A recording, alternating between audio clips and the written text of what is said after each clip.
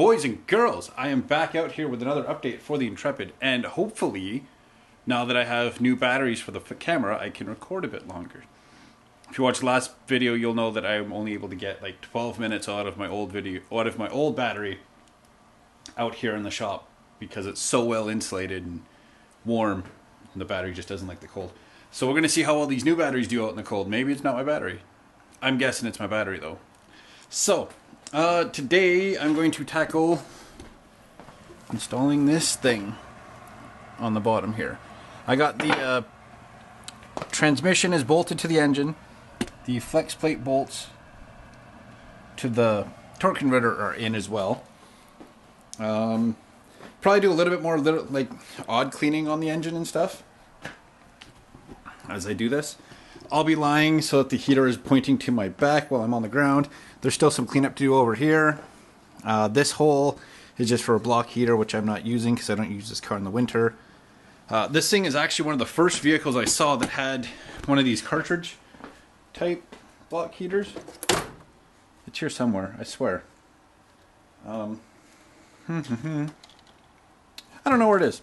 If I find it, I'll show you guys after. But yeah, a lot of newer vehicles went to this. Instead of it being into a frost plug where it goes into directly into the coolant, it's actually like a cartridge that goes into the block that has coolant passages by it, so it heats the coolant that way, and that would go in there.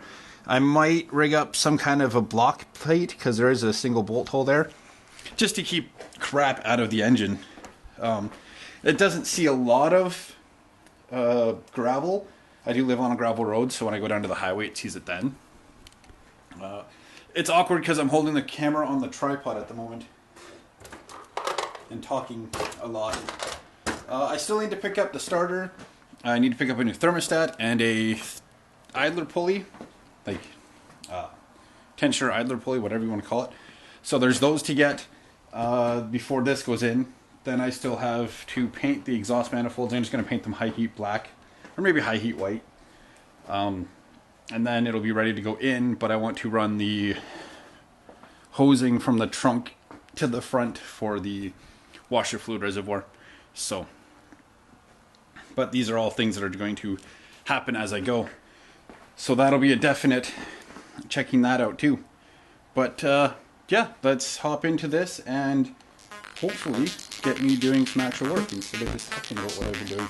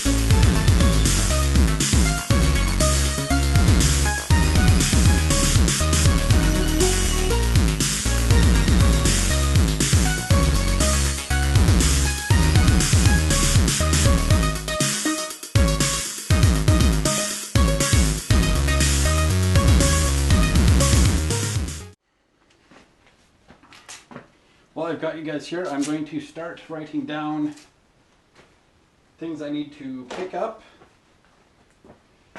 People asked why I wanted a chalkboard for the shop. It gets cold out here. Chalk doesn't freeze. So let's make a little shopping list of things I need to pick up for the car yet. I need oil filters on there. I need an oil drain plug.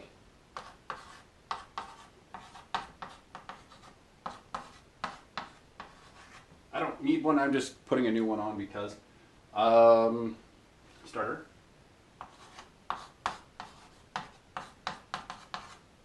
I need a tensioner pulley.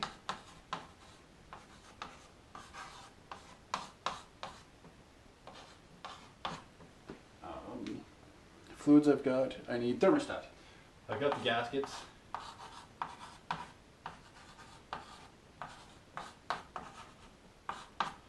Exhaust paint.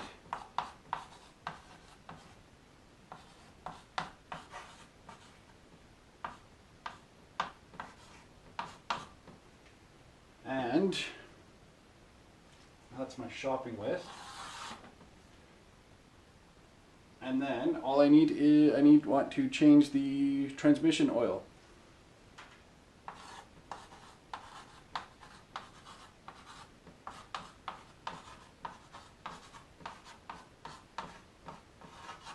I say change, but what I'm probably going to do is end up just dropping the pan, draining the fluid, and putting the new pan on, putting the gasket filter on and that, and then just leaving it until I actually get it in the car.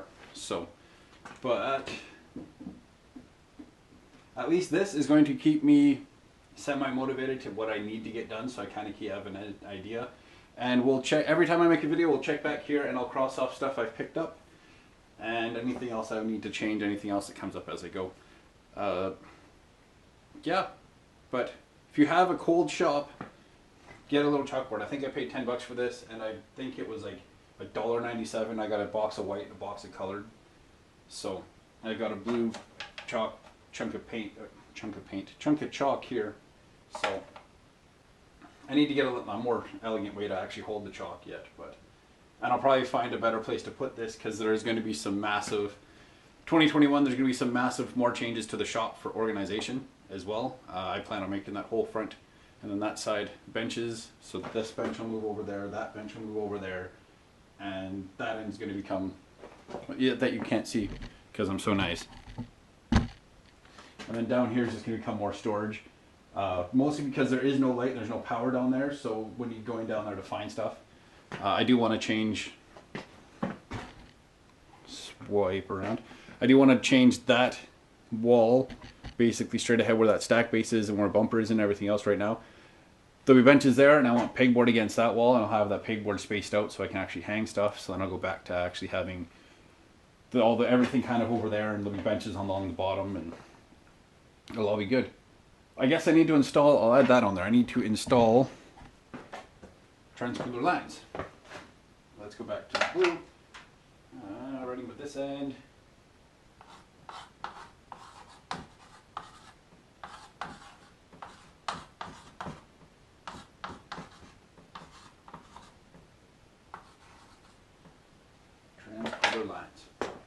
Okay. That'll be it for that. And yeah, I'll try to keep on top of doing that on a regular basis. Please tell me that this is plugged in. Thank the Lord. I won't be freezing mine batteries. Maybe this end just doesn't light up. That's all I can hope. Perfect. That'll end this segment. Yeah. That's my shopping list. That's what I want to do for next video. So I'll just put next video underneath this.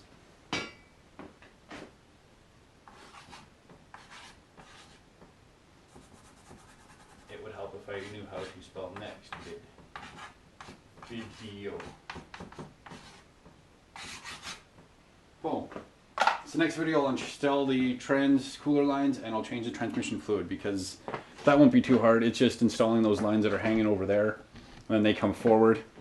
And they just bolt in somewhere around here. Yeah, there's one fitting and there's the other fitting in there. So I'll get those swapped on and all over, and I've got the baggie that's got those over there, and that's also got the magnet that goes onto the transmission oil pan as well. So yeah, that's what will be happening next video, and I'll start to keep using that on a regular basis so that, and I'll probably start opening videos with that, and I'll go over what I've picked up and stuff like that. Perfect.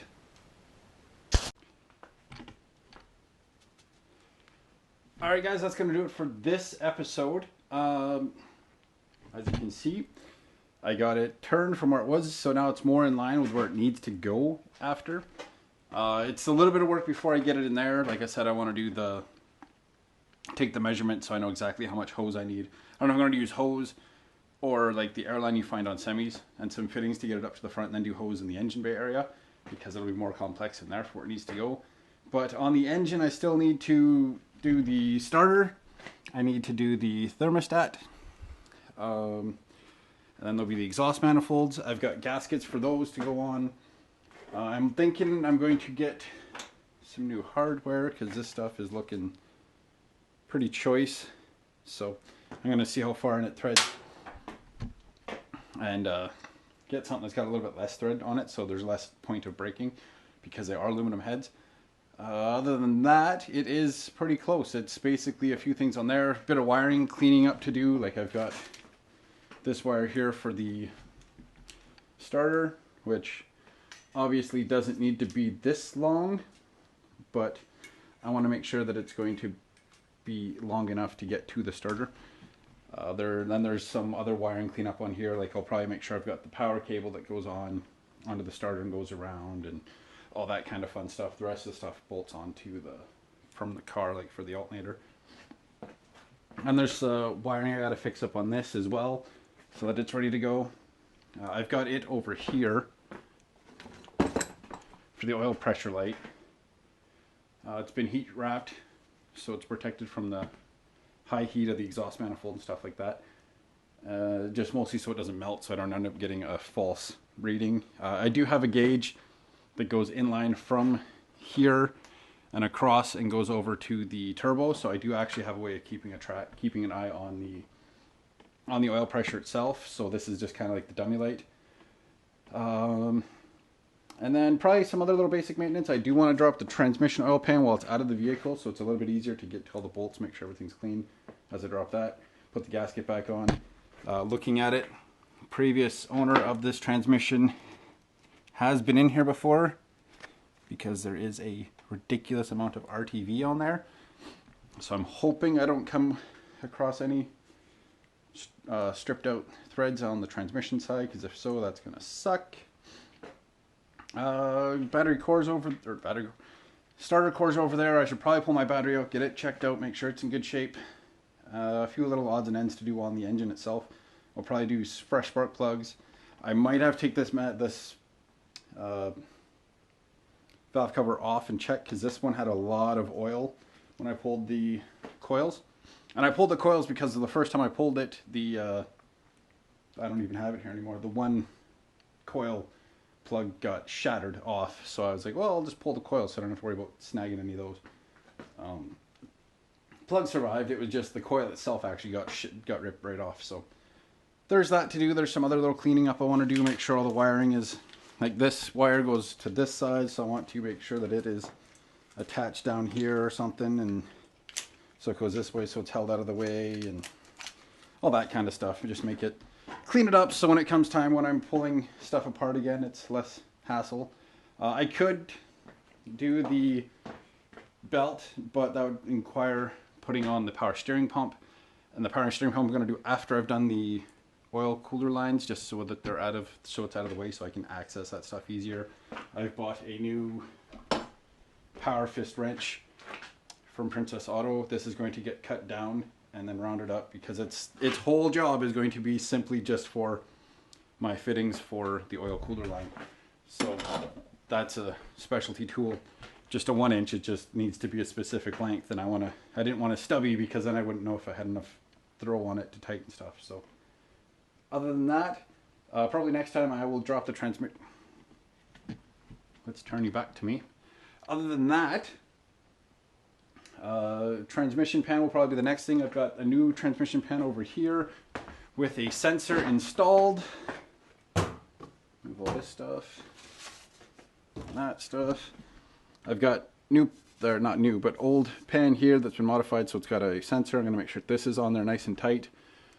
These are gaskets for the rebuild engine, which is there. And then it's put this on, put the new gasket filter in, put that on, and the fluid is, I've got the fluid here somewhere. I got a case of 12 ATF plus 4s to go into the transmission. I don't think it needs all 12, but better to have extra than not enough. I think it's over here somewhere. Move my soon-to-be splitter. Yeah. You probably can't see it because I don't have a light over here right at the moment. Yeah, so I've got that. So that'll be for the transmission and the power steering system. I've got a thing of Lucas just to make it cleaner. Like, because I don't know the condition of this transmission. I'm going off of the guy I picked up the parts car from. I'm probably going to get a new crank sensor just to put in, just so I know I've got a good one, versus getting it in there and finding out that it doesn't work. And I still need to go and check and find the piece that goes on. The piece that goes on here, so I can actually shift the gears. Because this is what's on the car side. Now it obviously goes onto something, but that's where it needs to attach to, and it bolts onto here. I found that bolt. The bolt that goes into here is in there, so that holds that there. So then there's that, and this, and then there's this, and this needs to shift around. So I need to find wherever that ended up. So it's in one of the various bins of parts and pieces for this car everywhere. So, but yeah, we are getting closer to engine in.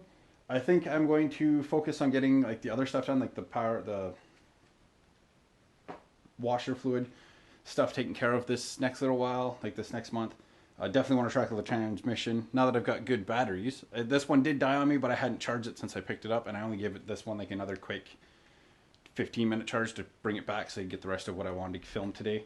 And it is doing a lot better, so it is definitely just my old battery. But yeah, the plan is to charge this battery up fully, 100%, so it's good to go. Then I'll start tackling the rear reservoir, so I can make sure that that's all sealed up and ready to go, and get washer fluid up to the front, and then route however that's going to go. It's going to probably come up here somewhere like it did OEM. I've got a new cross brace to put in. I just have to swap over a bunch of little things from mine, since I no longer have the intake plenum spacer and I don't have the engine mount spacers in there. So it doesn't need to have the whole big old hole cut out of it. And then it is back to cleaning up some welds on the exhaust so I can get ready to weld that, or not weld, but I can get that wrapped up with some heat wrap. I'm going to clean those welds up, paint it, and wrap that up as well, and clean up a little bit on like where the turbo mounts, and then getting back to putting the turbo on, and then figuring out all the stuff I need for all the elbows I need for the intake to go from the intercooler and up. Hopefully I can get all that done before springtime. The big thing is getting the engine back in there so I can get all the rest of it sorted, but I needed to get the transmission on, and as I've been doing things, I've been cleaning as I go, just so that it gets just so it's more cleaned up and better. But yeah, and here's the handiwork. This brace that goes on underneath here, so you guys can see it somehow. I don't know. It's like it just, because otherwise it's just these like 4 bolts, 5 bolts that hold the 6 bolts that hold the upper part of the transmission to the engine. And this is just kind of an underneath thing, and it just kind of braces to the transmission and to the engine just to kind of make it a little bit more solid. And I've got all those bolts in. They're all just like little 15s, so they're not as, well, I guess it's the same size that goes to the engine mounts, but yeah. And I do have a pile of parts I'm going to clean up at another day for the stroker engine that I'm building over there. These cranks sitting in it. I gotta get this gear off here because that's a hard part for me right now, and then there'll be a lot of tossing and cleaning and fixing things up for new parts, so I'll be getting on back onto that soon. Other than that, thanks for watching. Like, share, subscribe, all that fun jazz, and hopefully I will be posting more often and more longer videos with more content of me actually doing stuff, and maybe I'll start breaking down as I'm going through and explaining things a bit better so that you guys can, if we're also working on an Intrepid, I'll start doing some like little how-tos and what to watch for while you're working on it, because I've got a little bit of experience with these cars. Not a whole lot, just enough. But that will be it for now. I'm not going to the extent of scrubbing this transmission down to make it as clean and shiny as the engine, but that will be it for now, and I will talk to you guys next time.